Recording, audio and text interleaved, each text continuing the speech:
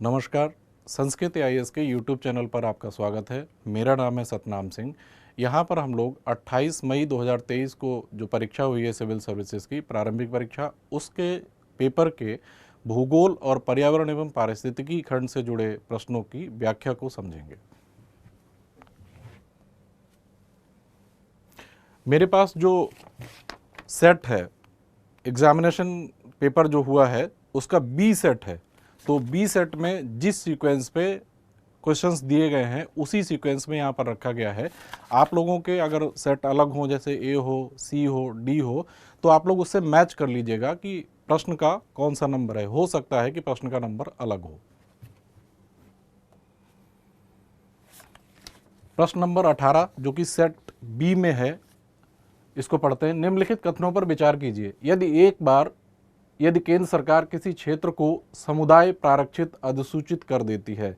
समुदाय प्रारक्षित का मतलब होता है कम्युनिटी रिजर्व, इंग्लिश में लिखा भी होगा कम्युनिटी रिजर्व। तो अब नीचे 4 स्टेटमेंट्स दिए हुए हैं। पहला है, राज्य का मुख्य सचिव मुख्य वन्यजीव वार्डन ऐसे वन का नियंत्रण प्राधिकारी बन जाता है। ये बात सही है। जब किसी क्षेत्र को सामुदायिक आरक्षित क्षेत्र घोषित कर दिया जाता है, वन्यजीव संरक्षण अधिनियम 1972 की धारा 33 के अनुसार मुख्य वन्यजीव वार्डन ऐसे वन का नियंत्रक प्राधिकारी बन जाता है। ये डाउन टू अर्थ का एक पूरा आर्टिकल है, उससे मैंने इसका आंसर लिया है, इसलिए पहला स्टेटमेंट सही है। ऐसे क्षेत्र में शिकार की अनुमति नहीं होती है, ये बात भी सही है। ऐसे क्षेत्र के लोगों को गैर इमारती लकड़ी वनोत्पाद को संग्रह करने की अनुमति होती है। हाँ, स्थानीय स्तर के लोगों को गैर इमारती लकड़ी या जो वन उत्पाद होते हैं उनको संग्रह करने की अनुमति होती है। ऐसे क्षेत्र के लोगों को पारंपरिक कृषि प्रथाओं की अनुमति होती है। ए स्टेटमेंट गलत है।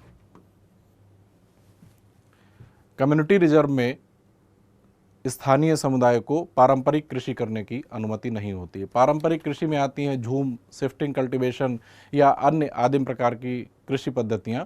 उनमें से किसी भी कृषि पद्धति को नहीं किया जा सकता, वहाँ पर इम्प्लीमेंट नहीं किया जा सकता, क्योंकि उससे संरक्षण में व्यवधान आएगा। तो इनमें से सही इसका उत्तर हो जाएगा केवल 3 और इसका आंसर हो जाएगा सी। अगला प्रश्न है, ये भूगोल का प्रश्न है। भारत अपने पास यूरेनियम निक्षेप होने के बावजूद अपने अधिकांश विद्युत उत्पादन के लिए कोयले पर निर्भर है। ये बात सही है। भारत में अभी भी 55% के आसपास जो विद्युत उत्पादन किया जाता है वह मुख्य रूप से तापीय विद्युत है और उसमें कोयले का ही प्रयोग किया जाता है। दूसरा लिखा है, विद्युत उत्पादन के लिए कम से कम 60% तक समृद्ध या एनरिच्ड यूरेनियम का होना आवश्यक है। उपयुक्त कथनों के बारे में निम्नलिखित में से कौन सा एक सही है? पहला स्टेटमेंट तो सही है कि भारत अपने पास यूरेनियम निक्षेप होने के बावजूद अपने अधिकांश विद्युत उत्पादन के लिए कोयले पर निर्भर है। कोयले पर निर्भर है, ये बात भी सही है। भारत के पास यूरेनियम निक्षेप भी हैं, ये बात भी सही है। भारत में आंध्र प्रदेश हो गया, तेलंगाना हो गया, राजस्थान, मेघालय जैसे या झारखंड के सिंहभूम जिले में यूरेनियम का उत्पादन होता है, लेकिन वह उत्पादन बहुत ही कम मात्रा में होता है। वह उत्पादन पूरी तरह से पर्याप्त नहीं है जिससे कि हम आत्मनिर्भर हों और यूरेनियम से विद्युत उत्पादन कर सकें। इसलिए पहला कमेंट इसलिए सही है। दूसरा है, विद्युत उत्पादन के लिए कम से कम 60% तक एनरिच्ड यूरेनियम का होना आवश्यक है। ये स्टेटमेंट सही नहीं है, क्योंकि विद्युत उत्पादन के लिए 20 से 25% एनरिच्ड यूरेनियम की जरूरत पड़ती है। इसलिए इसमें ये पहला स्टेटमेंट सही हो जाएगा और दूसरा स्टेटमेंट इसका गलत हो जाएगा। तो इसका आंसर हो जाएगा सी।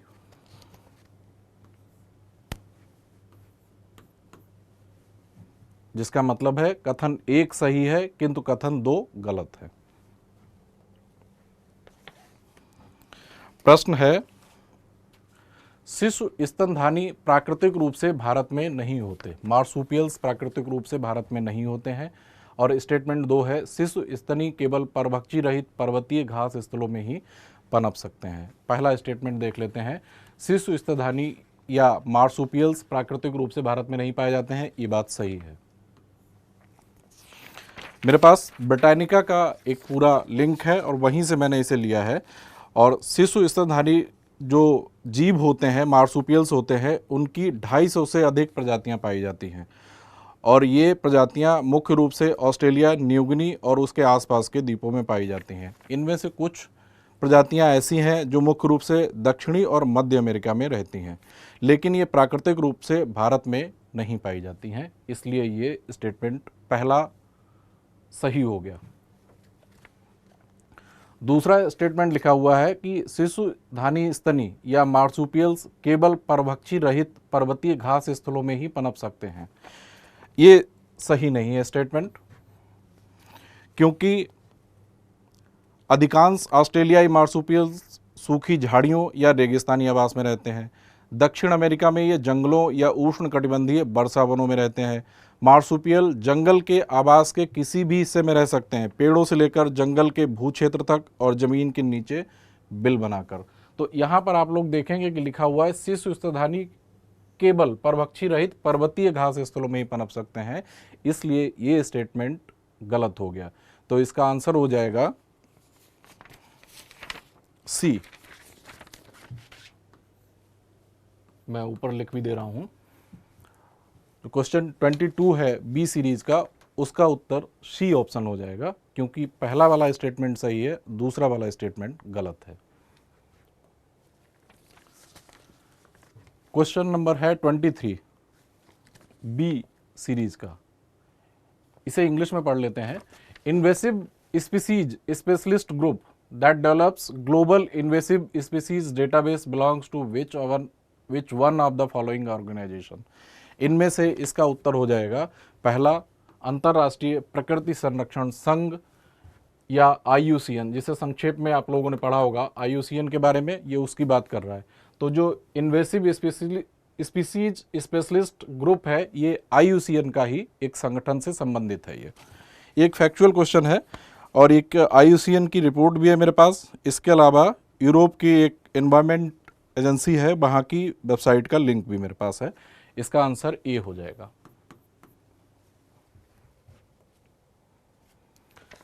ट्वेंटी 24 निम्नलिखित प्राणी जात पर विचार कीजिए। कुछ यहाँ पर जीवों के नाम लिखे हुए हैं। सिंग पूंछ वाला मकाक या इसे लाइन टेल्ड मकाक भी कहते हैं, शेर पूंछ वाला भी बंदर कहते हैं, सिंग पुच्छी मकाक भी कहते हैं। दूसरा है मालाबार सीबेट और तीसरा है सांभर हिरण। इसमें पूछा है कि उपयुक्त में से कितने आमतौर पर रात्रिचर हैं या सूर्यास्त के बाद अधिक सक्रिय होते हैं। तो इसमें से जब हम देखेंगे,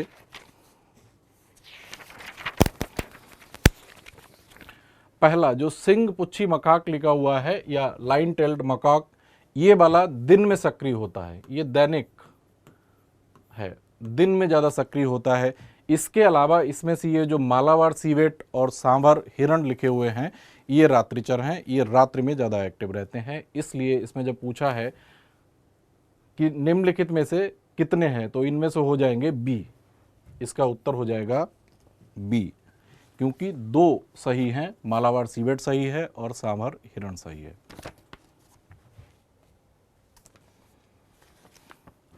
अगला प्रश्न है, निम्नलिखित में से कौन सा जीव अपने सगे संबंधियों को अपने खाद्य के स्रोत की दिशा और दूरी इंगित करने के लिए दोलन नृत्य या फिर बैगल डांस करता है। बैगल डांस, इसका सही उत्तर, ये एक फैक्चुअल क्वेश्चन है, इसका सही उत्तर हो जाएगा मधुमक्खी। जब कोई मधुमक्खी मकरंद या पराग के किसी स्रोत को ढूंढ निकालती है तो वह इस स्रोत की सूचना अन्य मधुमक्खियों को दोलन नृत्य के माध्यम से देती है। ब्रिटानिका का मेरे पास एक लिंक भी है, वहां से इस प्रश्न का उत्तर लिया गया है। 27 भारतीय गिलहरियों के बारे में निम्नलिखित कथनों पर विचार कीजिए। वे भूमि में बिल बनाकर अपने नीड़ का निर्माण करती हैं। नीड़ का मतलब इसे इंग्लिश में कहीं लिखा होगा नेस्ट, घोंसला बनाने की बात लिखी गई है। पहला स्टेटमेंट सही नहीं है, क्योंकि भारतीय गिलहरियां पेड़ों पर अपना घोंसला बनाकर रहती हैं, तो पहला स्टेटमेंट गलत हो जाएगा। वे अपने भोज्य पदार्थों जैसे कि दृढ़ फलों, नट और बीजों को भूमि के अंदर जमा करती हैं, ये बात सही है। गिलहरियां अपने भोज्य पदार्थों को जैसे कि दृढ़ फलों, नट और बीजों को भूमि के अंदर जमा कर देती हैं और उसे भूल जाती हैं। उसके बाद वो स्मेल करके, सूंघ के उनकी लोकेशंस को सर्च कर लेती हैं। तो इसलिए ये दूसरा ऑप्शन सही है। वे सर्वभक्षी होती हैं, ये बात भी सही है कि वे मांसाहारी शाकाहारी दोनों प्रकार की होती हैं। तो इसमें पूछ रहा है उपयुक्त में से कितने कथन सही हैं। तो इसमें इसका ऑप्शन हो जाएगा बी, क्योंकि इसमें से 2 कथन सही हैं।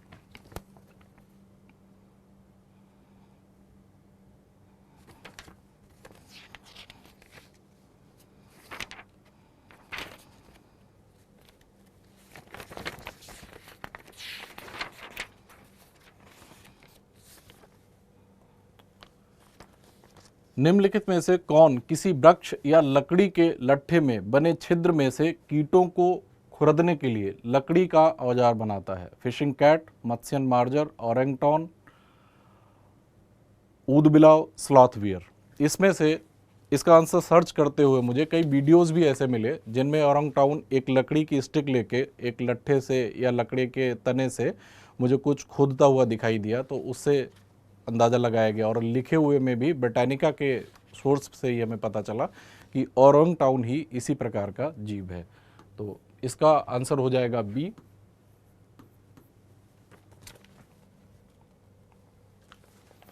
इकतीस, ये ज्योग्राफी का क्वेश्चन है। इसमें मैप की भी जानकारी जरूरी होगी इस आंसर को देने के लिए, और एनसीईआरटी से भी ये क्वेश्चन है। तो पहला क्वेश्चन है, झेलम नदी बुलर झील से होकर जाती है। ये बात सही है। झेलम नदी बुलर झील के जो पूर्वी किनारा है, पूर्वी किनारे से एंटर करती है और पश्चिमी किनारे से बाहर निकलती है। तो झेलम नदी बुलर झील से होकर जाती है। इस बात को आप लोग मैप पर भी देख सकते हैं। यही बात आपकी 11th क्लास की जो एनसीईआरटी है, भारत भौतिक पर्यावरण के नाम की, उसमें जो अध्याय है अपवाह से संबंधित, ड्रेनेज से संबंधित, जिसमें नदियों के बारे में जानकारी दी गई है, उस अध्याय में भी आपको ये बात मिल जाएगी। तो पहला स्टेटमेंट सही है। कृष्णा नदी कोलेरू झील का भरण करती है? नहीं। ये क्वेश्चन जो पूछा गया है, कृष्णा नदी कोलेरू झील का भरण करती है, इनडायरेक्टली या मैच करने के लिए यही क्वेश्चन 2010 की यूपीएससी की परीक्षा में पूछा गया था। कृष्णा नदी कोलेरू झील का भरण नहीं करती है क्योंकि जहाँ पर जो डेल्टा फॉर्म होता है तटीय क्षेत्र में, उसके उत्तर में कोलेरू झील अवस्थित है। तो कोलेरू झील इस नदी के जो जल का अपवाह क्षेत्र है उससे थोड़ा उत्तर में अवस्थित है। गंडक नदी के विसर्पण से कांवर झील निर्मित हुई है? नहीं, ये स्टेटमेंट भी गलत है। यूपीएससी ने थोड़ा सा कंफ्यूज करने के लिए यहाँ पर नदी का नाम बदल दिया है।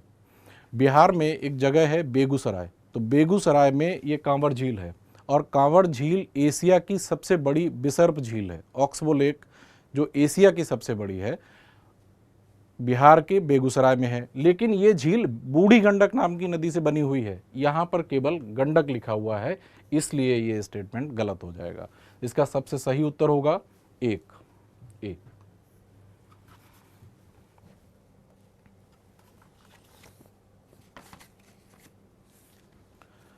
निम्नलिखित युग्मों पर विचार कीजिए। एक तरफ पोर्ट की जानकारी दी गई है, पोर्ट के नाम दिए गए हैं पत्तन की, और जिस रूप में सुविख्यात है दूसरी तरफ वो लिस्ट दी गई है। तो इसमें हम लोगों को जो आगे जानकारी दी गई है उससे मैच करके ये बताना है कि कितने सत्य हैं या कितने सही सुमेलित हैं या नहीं। तो इसमें जब हम देखेंगे, पहला लिखा हुआ है कामराजार पोर्ट भारत में एक कंपनी के रूप में पंजीकृत सबसे पहला प्रमुख पत्तन। ये बात सही है क्योंकि ये ennorport.gov.in से एक डेटा एक्सट्रैक्ट किया गया है।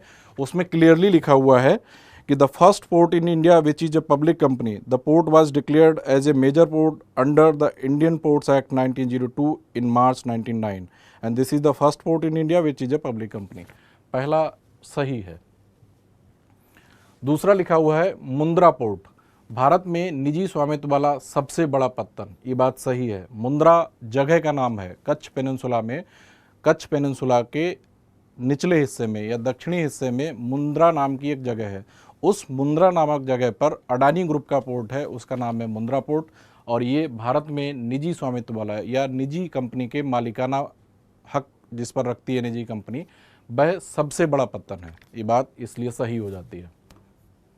तीसरा है विशाखापट्टनम पोर्ट, भारत में सबसे बड़ा आधान पत्तन। आधान पत्तन का मतलब है कंटेनर पोर्ट। इस बार थोड़ी सी यूपीएससी ने समझदारी दिखाई है कि कुछ जटिल शब्द लिखे हैं, उनके साथ साथ इंग्लिश के वर्ड भी लिख दिए हैं। तो तीसरा गलत हो जाएगा, क्योंकि आप लोग अपनी एनसीईआरटी में ही पढ़ेंगे कि जो जवाहरलाल नेहरू पत्तन है, न्यावा शोभा, वह पत्तन सबसे बड़ा कंटेनर पोर्ट है भारत में। इसलिए तीसरा इसका जो ऑप्शन है वह सम्मिलित नहीं है। ऊपर के जो दो हैं, 1 और 2, कामराजार पोर्ट और मुंद्रा पोर्ट, ये दोनों ऑप्शन सही सम्मिलित हैं। इसलिए इसका उत्तर हो जाएगा बी, क्योंकि यहां पर पूछा है सही सुमेलित, बी ऑप्शन। निम्नलिखित वृक्षों पर विचार कीजिए, उपयुक्त में से कितने पर्णपाती डेसिडियस ट्रीज हैं। पहला लिखा हुआ है कटहल, दूसरा और उसके आगे उसका साइंटिफिक नेम लिखा हुआ है, दूसरा लिखा हुआ है महुआ, तीसरा लिखा हुआ है सागौन। इसमें जब आप लोगों ने प्राकृतिक वनस्पति से संबंधित जो चैप्टर हैं एनसीईआरटी में, उसको अगर पढ़ा होगा, 11th क्लास की एनसीईआरटी में, 9th क्लास की एनसीईआरटी में भी है, दोनों में दिया हुआ है, तब आप लोगों ने पढ़ा हुआ होगा कि महुआ और सागौन दोनों पर्णपाती वनों के प्रकार हैं। इसमें एक जो जानकारी अलग से दी गई है, कटहल वास्तव में एक एवरग्रीन ट्री है, जो कि विषुवत रेखा के निकट के क्षेत्रों में मुख्य रूप से उगता है। तो इसमें पर्णपाती पूछा गया है, जबकि कटहल एवरग्रीन है, इसलिए इसमें ऑप्शन हो जाएगा बी। उपयुक्त में से कितने पर्णपाती वृक्ष हैं, इसका उत्तर हो जाएगा 2 है। 2 है तो इसका ऑप्शन जो हो जाएगा बी सही हो जाएगा।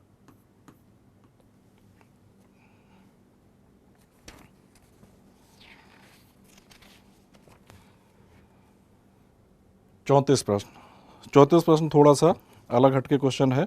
इसके लिए लाइव मिंट फाइनेंशियल एक्सप्रेस का मेरे पास लिंक है। इसमें लिखा हुआ है कि पहला स्टेटमेंट है, चीन की तुलना में भारत के पास अधिक कृषि योग्य क्षेत्र है। चीन की तुलना में भारत के पास, ये बात सही है, भारत के पास कृषि योग्य क्षेत्र चीन की तुलना में अधिक है। इसमें एरिया भी दिया हुआ है, India has the largest cropland of any country at 179.8 million hectare. मैं लिख दे रहा हूँ, इंडिया का है 179.8 मिलियन हेक्टेयर और चाइना का है 165 मिलियन हेक्टेयर। ये वाला इंडिया का है और ये चाइना का है। तो इसलिए इसे देख के समझ सकते हैं कि इंडिया के पास जो क्रॉपलैंड है ज़्यादा है। और ये लाइव मिंट के लिंक से मुझे ये जानकारी मिली है। दूसरा स्टेटमेंट है, चीन की तुलना में भारत में सिंचित क्षेत्र का अनुपात अधिक है। ये स्टेटमेंट भी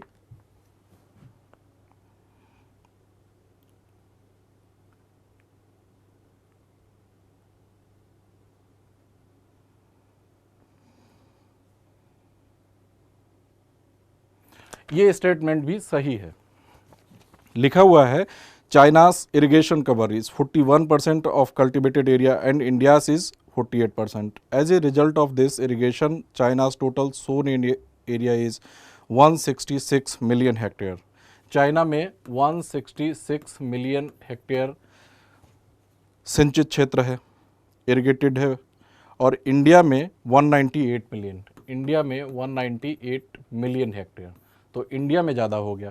चीन की तुलना में भारत में सिंचित क्षेत्र का अनुपात अधिक है। इसलिए इन दोनों बातों से, ये जो मैंने दोनों प्रश्नों के लिए, दोनों स्टेटमेंट्स के लिए जो आपको फैक्ट्स दिए, उससे पता चलता है कि दूसरा ऑप्शन भी सही है, क्योंकि चीन के पास 166 मिलियन हेक्टेयर है और जबकि इंडिया के पास 198 मिलियन हेक्टेयर इरिगेटेड लैंड है। इसलिए ये दोनों ऑप्शन सही हो गए।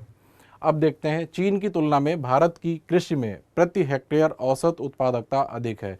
इसे सामान्य रूप से इन्फ्रेंस इसका निकाला गया है कि एनसीईआरटी में भी पढ़ा होगा कि विभिन्न फसलों में चाइना 1 नंबर पर है, भारत दूसरे नंबर पर है। उसका कारण यही है कि चाइना में पर हेक्टेयर जो प्रोडक्टिविटी है या प्रति हेक्टेयर जो उत्पादकता है वह अधिक है। तो चीन की तुलना में भारत की कृषि में प्रति हेक्टेयर औसत उत्पादकता अधिक है, ये बात सही नहीं है। भारत की कृषि में प्रति हेक्टेयर औसत उत्पादकता चीन की तुलना में कम है। तो इसका आंसर हो जाएगा उपयुक्त में से कितने कथन सही हैं? बी, क्योंकि दो स्टेटमेंट सही हैं, पहला और दूसरा स्टेटमेंट दो के सही होने की वजह से इसका आंसर हो जाएगा बी ऑप्शन, जिसमें लिखा हुआ है केवल दो। अगला क्वेश्चन है 35। निम्नलिखित में से कौन सा एक समुद्र स्तर में पुनरावर्ती गिरावट का सर्वोच्च उदाहरण है जिससे वर्तमान समय की सुविस्तृत कच्छ भूमि उत्पन्न हुई है? इसका आंसर आप लोगों को बहुत आसानी से पता होगा। एक फैक्चुअल क्वेश्चन कह सकते हैं इसे कि कच्छ का रण, जो कच्छ पेनिनसुला है गुजरात में, तो उस कच्छ पेनिनसुला पर पूरी जो भूमि है वह पूरी दलदली भूमि ही है, इसलिए, और वह समुद्र के पीछे हटने से, रिसेशन से ही वहाँ पर बनी हुई, उसका विकास ही समुद्र के पीछे हटने से हुआ है अगर उसके भौगोलिक विकास क्रम पर नज़र डालेंगे। तो इसका उत्तर हो जाएगा डी, कच्छ का रण।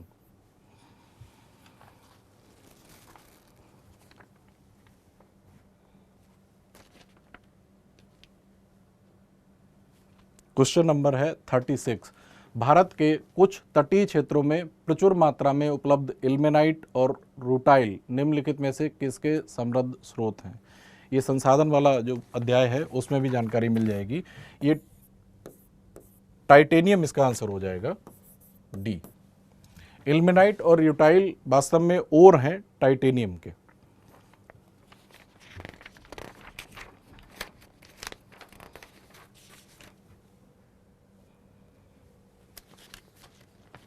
निम्नलिखित में से कौन सा एक कांगो बेसिन का भाग है? कैमरून, नाइजीरिया, दक्षिणी सूडान, युगांडा। कांगो बेसिन का भाग सर्च करने के लिए कांगो बेसिन को ही सर्च कर लिया गया, तब उसमें जो रिजल्ट मिला उसमें इन तीनों में से ए ऑप्शन दिखाया गया, कैमरून। इसका आंसर ये मिलेगा, कैमरून। ये मैप बेस्ड क्वेश्चंस है, जिन लोगों ने मैप की प्रैक्टिस ठीक से की होगी वो इस क्वेश्चन को अटेम्प्ट कर पाए होंगे सही।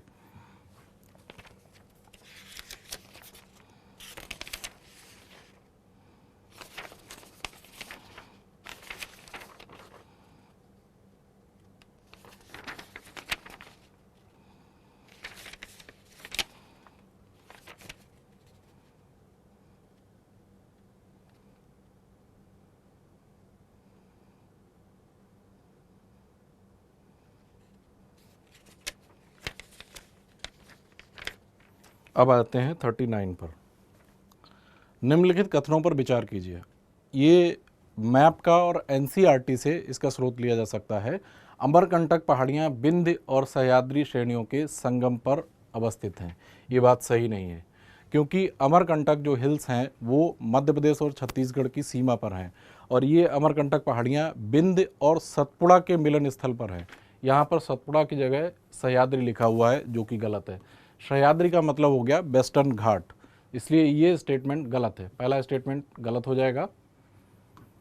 दूसरा लिखा हुआ है बिलगिरी रंगन पहाड़ियाँ सतपुड़ा श्रेणी के सबसे पूर्वी भाग हैं। ये स्टेटमेंट भी गलत है, क्योंकि बिलगिरी रंगन जो पहाड़ियाँ हैं वे पश्चिमी घाट की या सह्याद्री की पहाड़ियाँ, सह्याद्री श्रेणी की पहाड़ियाँ हैं। ये कर्नाटक में है, और इसी पहाड़ियों के नाम पर, इसी पहाड़ी के नाम पर वहाँ पर एक बिलगिरी रंगन तिट्टू नाम का एक नेशनल पार्क भी है।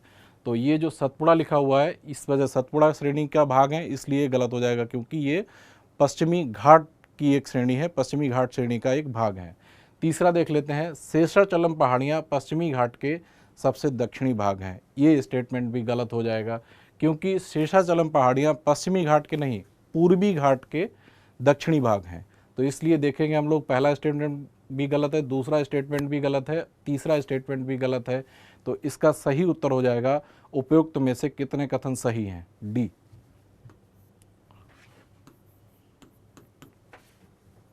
तीनों में से कोई भी स्टेटमेंट सही नहीं है, इसलिए इसका आंसर हो जाएगा डी।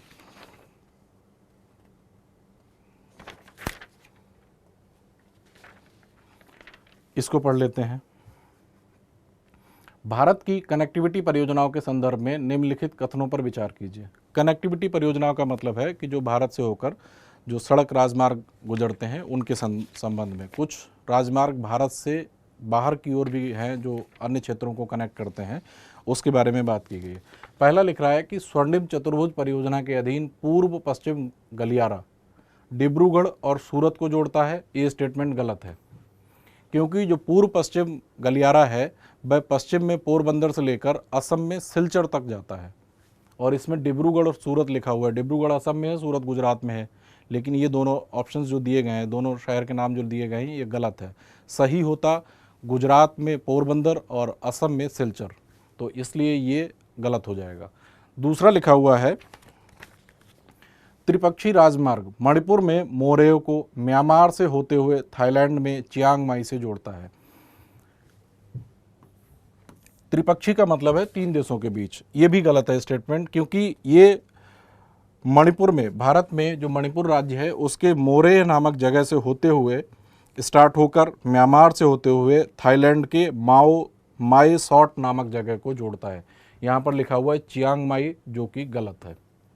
मेरे पास इसका पूरा मैप है, इससे देखकर मैं आप लोगों को बता रहा हूँ कि जो त्रिपक्षीय राजमार्ग है मणिपुर में जो मोरे से स्टार्ट होता है, वह मोरे से स्टार्ट होकर म्यांमार से गुजरता है और थाईलैंड में माई शॉट नामक जगह से कनेक्ट करता है। तो इसलिए ये तीसरा स्टेटमेंट भी गलत है।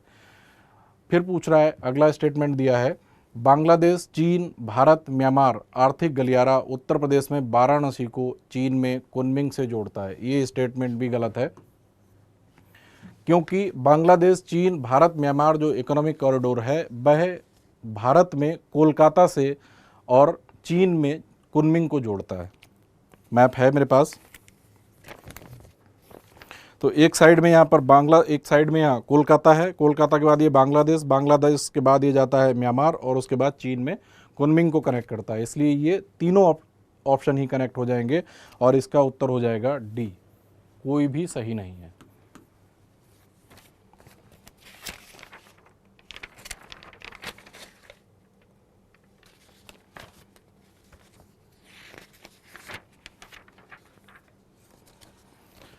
अगला प्रश्न है 43, निम्नलिखित कथनों पर विचार कीजिए। ऐसी संभावना है कि कार्बन बाजार जलवायु परिवर्तन से निपटने का एक सबसे व्यापक साधन हो जाएगा। कार्बन बाजार का मतलब है कि जहां पर जो उत्सर्जित कार्बन डाइऑक्साइड है उसका ट्रेड होता है।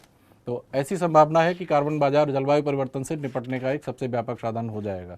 ये बात सही है, क्योंकि इससे विकसित देशों को प्रौद्योगिकी मिलेगी। जो लोग जो ज़्यादा उत्सर्जन करने वाले हैं वे कम उत्सर्जन करेंगे, हतोत्साहित होंगे अधिक उत्सर्जन करने के लिए। तो ये बात तो सही है। कार्बन बाजार संसाधनों को प्राइवेट सेक्टर से राज्य को हस्तांतरित कर देते हैं, ये बात सही नहीं है। इसका सही एक्सप्लेनेशन होता कि कार्बन बाजार में जो अधिक उत्सर्जन वाले जो देश हैं, अधिक जो कार्बन उत्सर्जित करते हैं, वे जो कम उत्सर्जन करने वाले देश हैं उनसे कार्बन क्रेडिट खरीदते हैं। तो इसलिए इसका आंसर हो जाएगा, क्वेश्चन नंबर है ये 43, इसका आंसर हो जाएगा सी।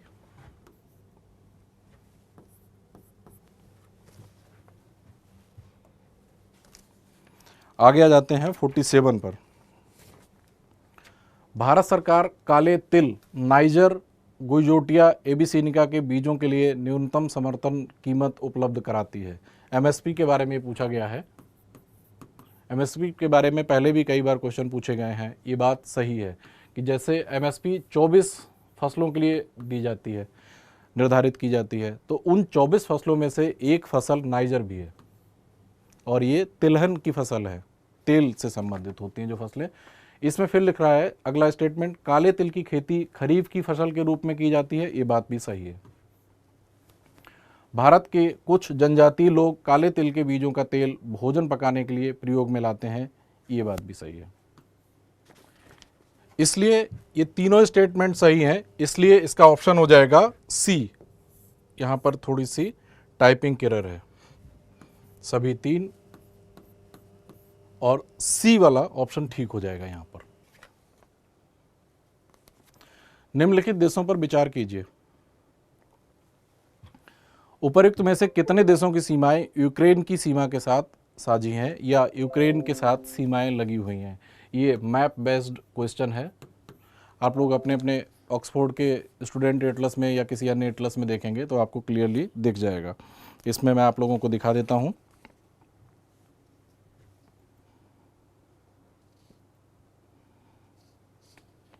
यूक्रेन से रोमानिया और हंगरी की सीमाएं लगती हैं, केवल रोमानिया और हंगरी। बाकी बुल्गारिया, चेक रिपब्लिक, लैटविया, लिथुआनिया, इनकी सीमाएं यूक्रेन से नहीं लगती हैं। तो इसका आंसर हो जाएगा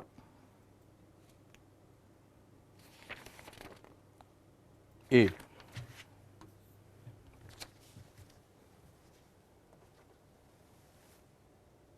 पृथ्वी के वायुमंडल के संदर्भ में निम्नलिखित कथनों में से कौन सा एक सही है? ये 4 स्टेटमेंट दिए गए हैं, इनमें से हमें एक फाइंड आउट करना है जो कि सही है।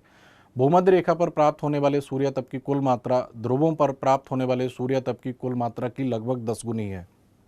गलत है ये स्टेटमेंट, सैकड़ों गुना होती है, क्योंकि जो पोलर रीजन्स होते हैं वहाँ पर हमेशा बर्फ़ रहती है, जल जो है जमे हुए रूप में रहता है। इसका मतलब है कि टेम्परेचर माइनस में रहता है। जब वहाँ पर ग्रीष्म ऋतु आती भी है तब भी वहाँ पर टेम्परेचर बहुत ज़्यादा नहीं हो पाता, क्योंकि सूर्य की किरणें वहाँ पर तिरछी पड़ती हैं, तो बहुत तीव्र किरणें वहाँ पर प्राप्त न होने के कारण तापमान वहाँ ज़्यादा नहीं हो पाता है। जबकि विषुवत रेखा का जो क्षेत्र है, विषुवत रेखा के क्षेत्र में 380 वाट से लेकर और 460 वाट तक की बीच में सूर्य तप की प्राप्ति होती है। इसलिए इस नज़रिए से देखेंगे तो विषुवत रेखा पर ध्रुवों की तुलना में सैकड़ों गुना ज़्यादा सूर्य तप की प्राप्ति होती है। अवरक्त किरणें सूर्य तप के लगभग 2/3 भाग हैं? नहीं। सूर्य तप जो इंसुलेशन है वो इंसुलेशन शॉर्ट वेव रेडिएशन है, लघु तरंगी विकिरण के रूप में आता है, और जो अवरक्त विकिरण है ये दीर्घ तरंगी विकिरण है। इसलिए लिखा है कि अवरक्त किरणें सूर्य तप के लगभग 2/3 भाग हैं। ये स्टेटमेंट गलत हो जाएगा, क्योंकि सूर्य तप का अधिकांश भाग शॉर्ट वेव रेडिएशन के फॉर्म में आता है। तीसरा लिखा हुआ है अवरक्त तरंगें निचले वायुमंडल में संकेंद्रित जलवाष्प द्वारा बृहद रूप से अवशोषित होती हैं। ये बात सही है। जो इंफ्रारेड रेडिएशन है वह निचले वायुमंडल में संकेंद्रित जलवाष्प द्वारा अवशोषित हो जाता है, क्योंकि एक बार जब सूर्य से पृथ्वी ऊर्जा प्राप्त कर लेती है, सूर्य तप प्राप्त कर लेती है शॉर्ट वेव रेडिएशन, उसके बाद पृथ्वी से दीर्घ तरंगी विकिरण होने लगता है इंफ्रारेड वेव्स के रूप में। उस परिस्थिति में जो जलवाष्प होती है एटमॉस्फेयर में, उस जलवाष्प द्वारा इन अवरक्त तरंगों का या इंफ्रारेड वेव्स का अवशोषण होता है लोअर एटमॉस्फेयर में। ये आपको एनसीईआरटी में ही मिल जाएगा। एनसीईआरटी जो कक्षा 11 की फिजिकल ज्योग्राफी की जो एनसीईआरटी है उसमें वायुमंडल की संरचना एवं संगठन नाम का जो चैप्टर है उसमें आपको ये जानकारी मिल जाएगी। ये लिखा हुआ है अवरक्त तरंगें सौर विकिरण की विद्युत चुंबकीय तरंगों के दृश्यमान, या इधर लिखा होगा विजुअल स्पेक्ट्रम है, विजुअल स्पेक्ट्रम नहीं है। तो ये चौथा स्टेटमेंट भी गलत हो जाएगा। इसका सही आंसर हो जाएगा सी।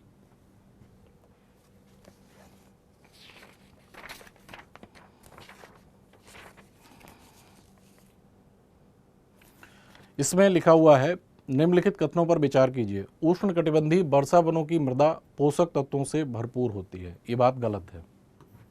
उष्णकटिबंधीय वर्षा वनों की मृदा अम्लीय होती है और पोषक तत्वों की बड़ी कमी पाई जाती है। ये बात आपको एनसीईआरटी में ही मिल जाएगी, जिसमें पृथ्वी पर जीवन नाम का जो पर्यावरण से संबंधित अध्याय है, 15वां अध्याय है पुरानी वाली एनसीईआरटी में, उसमें मिल जाएगी। उसमें जो विभिन्न बायोम की चर्चा जो की गई है, उस बायोम की लिस्टिंग में पहले नंबर पर सबसे पहले उष्णकटिबंधीय वर्षा वनों की ही जानकारी दी गई है।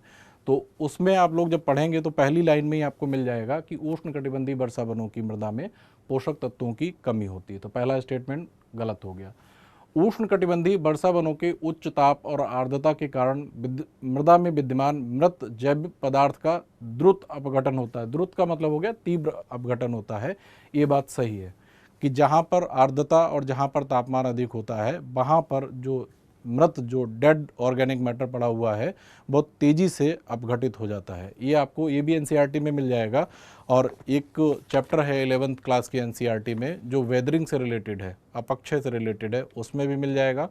उसमें जो मृदा निर्माण का खंड है उसमें मिल जाएगा। या कक्षा 11 की जो भारत भौतिक पर्यावरण नाम की एनसीईआरटी है उसमें मृदा के बारे में जब आप लोग पढ़ेंगे, मृदा वाला जो अध्याय है उसमें लैटराइट मृदा के बारे में जब पढ़ेंगे तब वहाँ पर भी आपको ये जानकारी मिल जाएगी। तो इसलिए इसका आंसर हो जाएगा उपयुक्त कथनों के बारे में निम्नलिखित में से कौन सा एक सही है। इसका ऑप्शन हो जाएगा डी, क्योंकि कथन 1 गलत है किंतु कथन 2 सही है।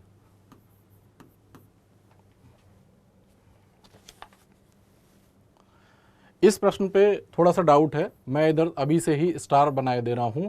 ग्रीष्म ऋतु में महाद्वीपों और महासागरों के बीच तापमान विपर्यास शीत ऋतु की अपेक्षा अधिक होता है। और दूसरा कह रहा है कि जल की विशिष्ट ऊष्मा भूपृष्ठ की विशिष्ट ऊष्मा की अपेक्षा अधिक होती है। ये 2 स्टेटमेंट दिए गए हैं। मैंने काफ़ी रिसर्च किया लेकिन इसका एग्जैक्ट आंसर मुझे मिल नहीं पाया। तो जो प्राप्त जानकारी है उसके आधार पर जो इन्फेरेंस निकाला गया है उसके आधार पर मेरी नज़र में ये पहला स्टेटमेंट गलत है।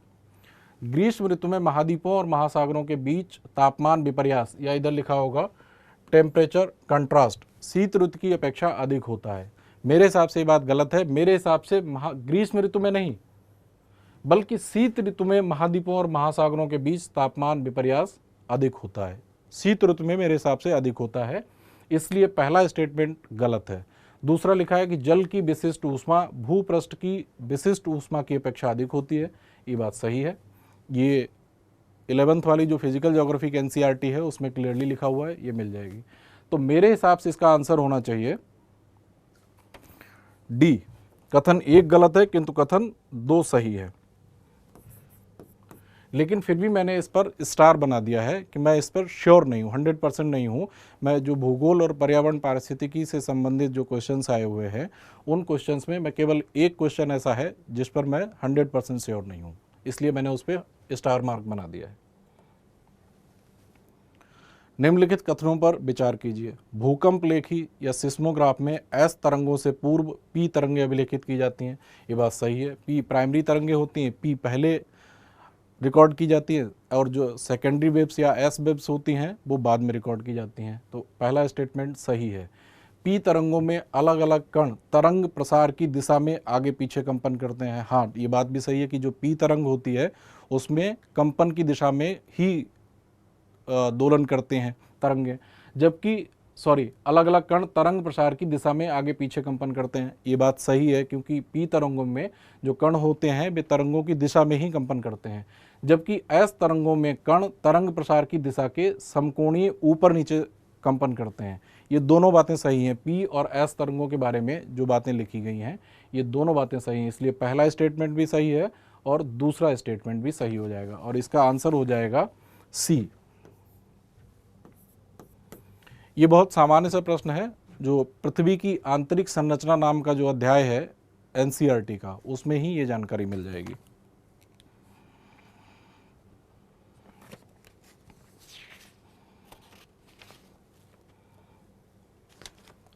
भारत में कोयला आधारित तापीय शक्ति संयंत्रों के संदर्भ में निम्नलिखित कथनों पर विचार कीजिए। कोयला आधारित कोल बेस्ड जो थर्मल पावर प्लांट हैं उनके बारे में हम लोगों को समझना है। उनमें से किसी में भी समुद्र जल का उपयोग नहीं होता है, ये बात गलत है क्योंकि अभी अदानी पावर लिमिटेड का जो संयंत्र स्थापित हुआ है Mundra ultra mega power project या मुंद्रा यूएमपीपी मुंद्रा कच्छ जिले गुजरात भारत में टुंडा गांव में एक उप बिटुमिनस कोयला आधारित बिजली संयंत्र है। ये भारत में तीसरा सबसे बड़ा परिचालन बिजली संयंत्र है। बिजली संयंत्र के लिए पानी का स्रोत कच्छ की खाड़ी से समुद्र का पानी है, इसलिए पहला स्टेटमेंट गलत है। मेरे पास ये एक वेबसाइट का लिंक भी है और ये क्लियरली लिखा हुआ है इसमें। उनमें से कोई भी जल संकट वाले जिले में स्थापित नहीं है। योग नहीं होता है।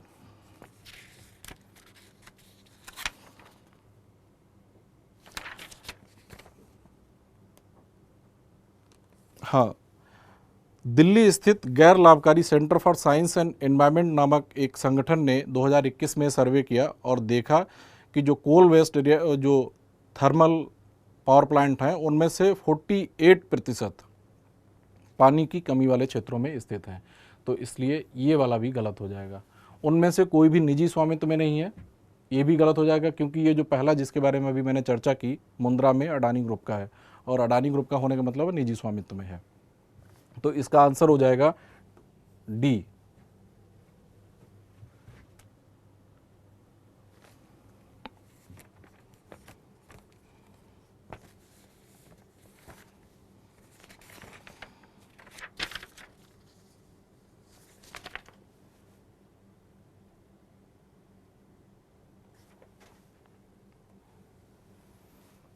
निम्नलिखित गतिविधियों पर विचार कीजिए। अगला प्रश्न है 78। बड़े पैमाने पर बारीक पिसी हुई बेसाल्ट शैर खेतों में बिछाना, चूना मिलाकर महासागरों की क्षारीयता बढ़ाना, विभिन्न उद्योगों द्वारा निर्मुक्त कार्बन डाइऑक्साइड का अभिग्रहण कर उसे कार्बोनेटीकृत जल के रूप में परित्यक्त भूमिगत खानों के अंदर पंप करना। ये 3 स्टेटमेंट दिए गए हैं। फिर नीचे पूछा है उपयुक्त गतिविधियों में से कितनी कार्बन अभिग्रहण और विव्यक्ति भवन सीक्वेस्ट्रेशन के लिए प्रायः विचार और चर्चा में लाई जाती हैं। तो इसका कई जगह से नासा की वेबसाइट से भी एक लिंक लिया गया है,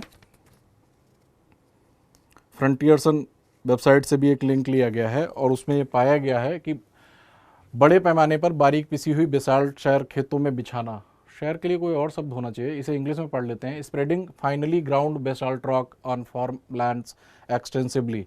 तो बेसाल्ट, पिसी हुई बेसाल्ट का मतलब है बारीक बेसाल्ट को बिछाना, ये बात सही है। दूसरा लिखा है चूना मिलाकर महासागरों की क्षारीयता बढ़ाना, ये बात भी सही है। तीसरा लिखा है विभिन्न उद्योगों द्वारा निर्मुक्त कार्बन डाइऑक्साइड का अभिग्रहण कर उसे कार्बोनेटीकृत जल के रूप में परित्यक्त भूमिगत खानों के अंदर पंप करना, ये तीसरा ऑप्शन भी सही है, इसलिए इसका आंसर हो जाएगा सी। इसमें से एक जो तीसरा ऑप्शन है विभिन्न उद्योगों द्वारा निर्मुक्त कार्बन डाइऑक्साइड का अभिग्रहण कर उसे कार्बोनेटीकृत जल के रूप में परित्यक्त भूमिगत खानों के अंदर पंप करना, इसी से मिलता जुलता प्रश्न एक बार 2017 में भी पूछा गया है।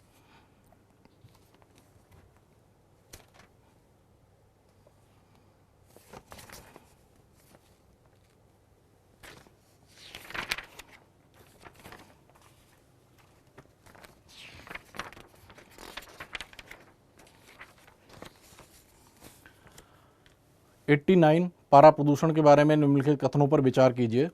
स्वर्ण खनन गतिविधि विश्व में पारा प्रदूषण का स्रोत है।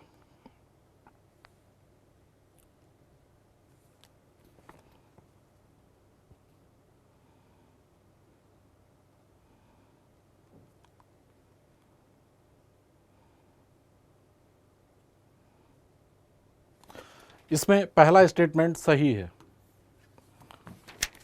मेरे पास एक बोटानिका का सोर्स भी है, उसमें लिखा हुआ है कि पारा एक शक्तिशाली न्यूरोटॉक्सिन है। ये भ्रूण, शिशु और छोटे बच्चों के विकास के लिए हानिकारक है। स्वर्ण खनन विश्व में पारा प्रदूषण का एक प्रमुख स्रोत है। तो पहला स्टेटमेंट सही है। कोयला आधारित ऊष्मीय शक्ति संयंत्र थर्मल पावर प्लांट से पारा प्रदूषण होता है, ये स्टेटमेंट भी सही है। कोयले से चलने वाले बिजली संयंत्रों से पारा उत्सर्जन को कम करने के लिए ब्रोमीन आधारित उत्पादों का प्रयोग किया जाता है।